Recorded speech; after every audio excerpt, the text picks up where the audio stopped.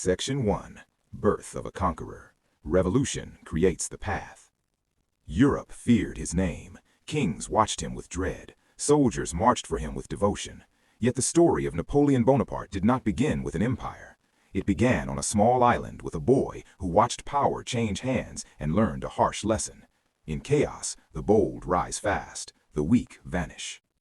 He was the man who established the first French Empire. To the French people, he was a hero. To the French royalty, he was their demise. Napoleon Bonaparte was a scourge to European leaders. The countries he conquered joined a vast empire, stretching from Spain into Russia. With control across Europe, he also seized territories in the West Indies, the Americas, and Northern Africa. Napoleon appeared to stand as the greatest conqueror history had seen. Yet behind the legend stood a restless man who refused limits and pushed every victory further. Napoleon Bonaparte was born on August 15, 1769, on Corsica, an island in the Mediterranean Sea.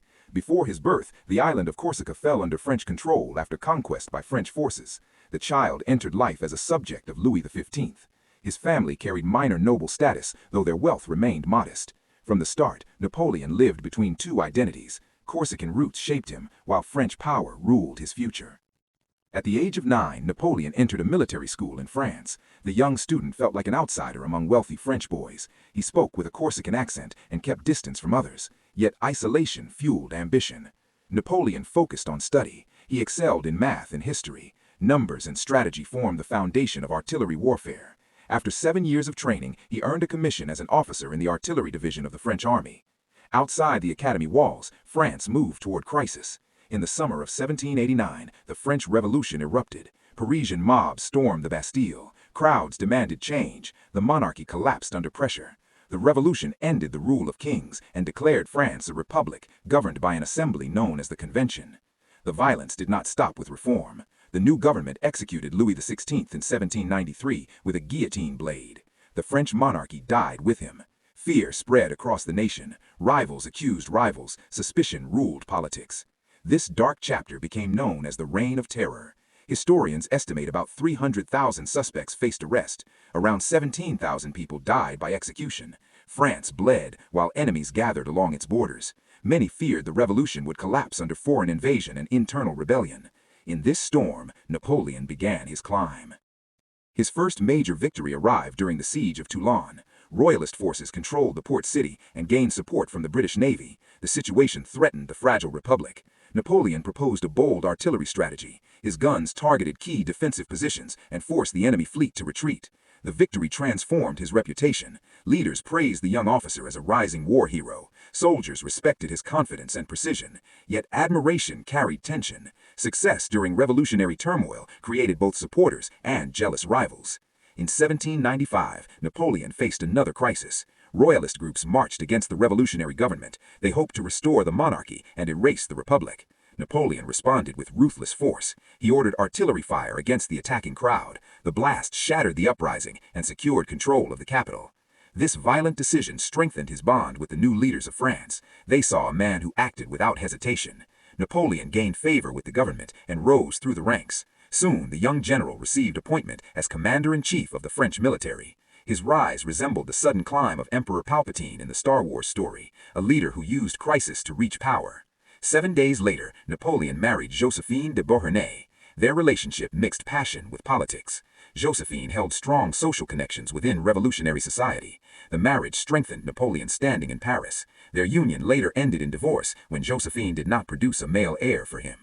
Now power surrounded Napoleon. Fame followed him across France. With prestige granted by the government, he began a series of campaigns across Europe. His forces struck against Austria, one of the major enemies of the Republic. Napoleon defeated Austrian armies with speed and bold maneuver. His victories forced diplomat Philip von Cobenzl to sign the Treaty of Campo Formio. The agreement handed France control over large portions of Austrian territory. The young general proved he held more than battlefield courage. He understood negotiation and power politics. By 1799, France controlled vast new lands across Europe. Then Napoleon shifted attention toward Egypt. He planned to dominate the eastern Mediterranean and disrupt British influence over trade routes to India. The campaign carried both military and scientific ambition. During the expedition, French soldiers made an accidental discovery that shaped the study of ancient history. They uncovered the Rosetta Stone. The artifact later reached Europe, where scholars translated its inscriptions and unlocked the long-hidden meaning of Egyptian hieroglyphics. Napoleon returned to France in 1799 with greater fame and sharper ambition. The government he served appeared weak and divided. Political instability created an opportunity he refused to ignore. He organized a plan to overthrow the ruling system. The plot became known as the coup of 18 Brumaire. Through careful coordination, Napoleon dismantled the existing government and replaced it with a new structure called the consulate. In this system, Napoleon claimed the position of first consul. The title sounded modest. The authority behind it placed the nation in his hands. The young officer from Corsica now controlled both the army and the government. France entered a new chapter under his command. Admirers saw a hero who defended the revolution. Critics feared a ruler who stood one step away from absolute power. The stage now stood ready for something larger than a republic. Napoleon Bonaparte was preparing to reshape Europe. Empire, ambition, and the price of power. Power changes people. Power also reveals people. After the political storm settled in Paris, one man stood at the center of France with more influence than any leader since the kings. Napoleon Bonaparte now carried the title of First Consul. The name sounded modest.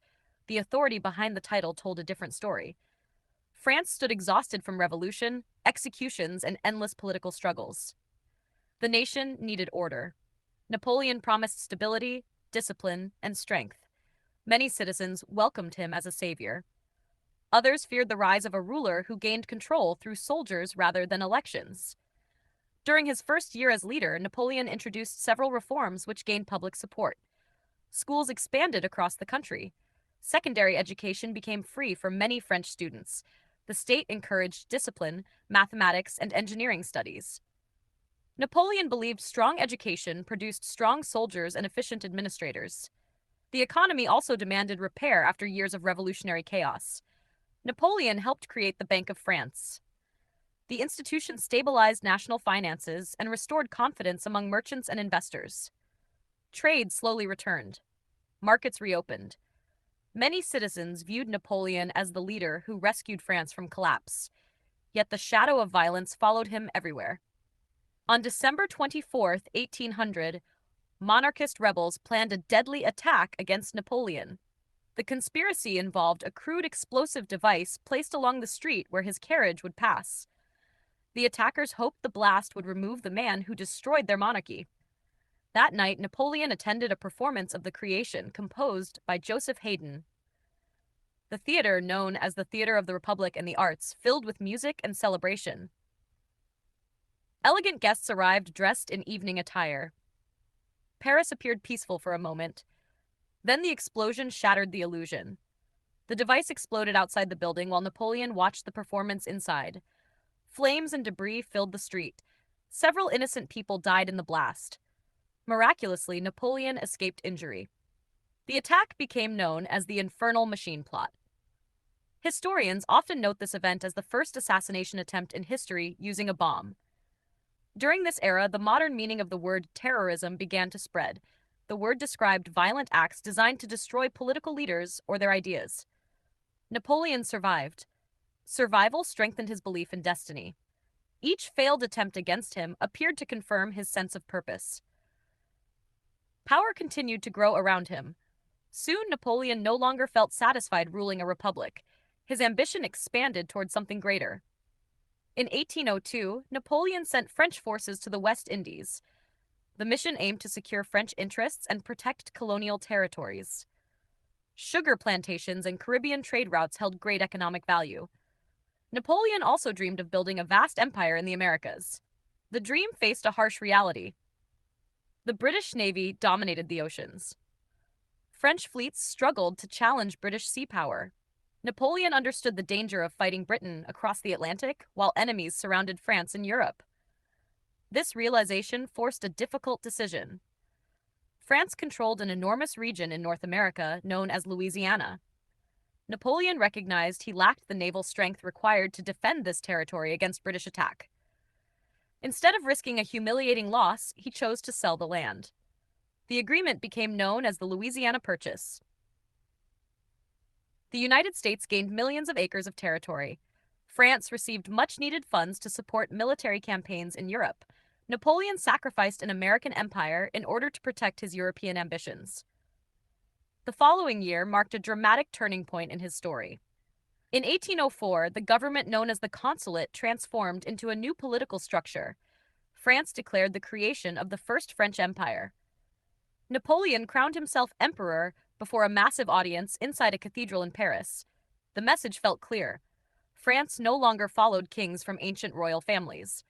France followed Napoleon. Across Europe, monarchs reacted with alarm. Many rulers feared the spread of revolutionary ideas combined with the military power of Napoleon's armies. Britain, Austria, and Russia formed alliances designed to stop French expansion. Napoleon prepared for war once again. He planned a massive invasion of Britain. Thousands of French soldiers gathered along the English Channel waiting for transport ships. Napoleon believed victory over Britain would remove his greatest rival. The plan collapsed during a devastating naval battle. In 1805, the British fleet commanded by Horatio Nelson faced the combined naval forces of France and Spain near the coast of Spain. The clash became known as the Battle of Trafalgar. The result shocked Europe. British ships destroyed the French fleet and secured permanent control of the seas. Napoleon lost the ability to invade England. The defeat forced him to abandon dreams of conquering Britain directly. Instead, he turned attention toward land warfare. Napoleon shifted his armies eastward toward Central Europe. There he confronted the combined forces of the Russian Empire led by Alexander I of Russia and the Holy Roman Empire ruled by Francis II. The armies met in one of the most famous battles in European history. In December 1805, Napoleon faced the enemy near the town of Austerlitz. The confrontation became known as the Battle of Austerlitz. Military historians often describe the battle as Napoleon's greatest tactical victory. Napoleon used deception and precise timing. He allowed the enemy to believe his army stood weak at the center. Russian and Austrian troops rushed forward to exploit the apparent weakness. At that moment, French forces launched a powerful counterattack. The trap closed quickly. Enemy lines collapsed under the pressure. Thousands of soldiers fell across the frozen battlefield. The coalition armies suffered devastating losses while Napoleon claimed victory. The triumph forced Alexander I into negotiations. Agreements signed after the battle granted Napoleon influence across large parts of Eastern Europe. Several German states accepted French protection. Political borders shifted under Napoleon's authority. For a brief moment, peace returned to the continent. The First French Empire reached its greatest height. French influence stretched across much of Europe. Napoleon controlled territories directly, while allies ruled satellite states loyal to him. Yet every empire faces a dangerous temptation. Success often creates the belief that defeat no longer exists. Napoleon viewed himself as the architect of a new Europe. His armies marched across the continent with unmatched confidence. Many citizens admired his leadership. Soldiers believed they followed an unstoppable commander. But beneath the glory, tension continued to grow. Britain still resisted his dominance. Russia watched carefully from the east. European monarchs waited for the right moment to strike. Napoleon stood at the peak of his power. He also stood at the edge of his greatest mistake.